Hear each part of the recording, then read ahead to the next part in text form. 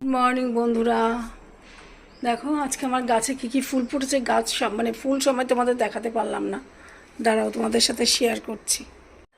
আজকে এই ফুলগুলো ফুটেছে। কটা ফুটেছে রে? দাঁড়াও দেখছি কটা ফুটেছে।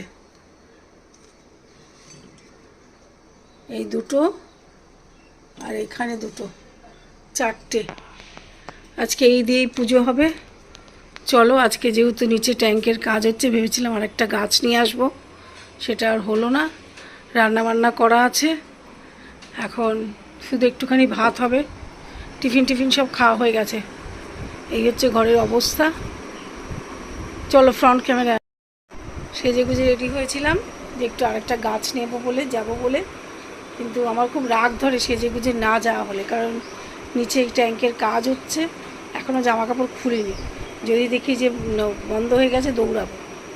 দেখা যাক, চলো দেখি কি হয়। বললাম না গাছ কিনতে যাব, যাই হোক কিনতে যাওয়া হয়েছে ঠাকুরের কৃপায়। দেখো এই কালারের ফুলের গাছটা কিনেছি, কালকে তোমাদের সকালে ভালো করে দেখাবো। চলো তাহলে, এখন সন্ধে হয়ে গেছে, সন্ধেটা দিয়ে দেবো আর একটু চা করি।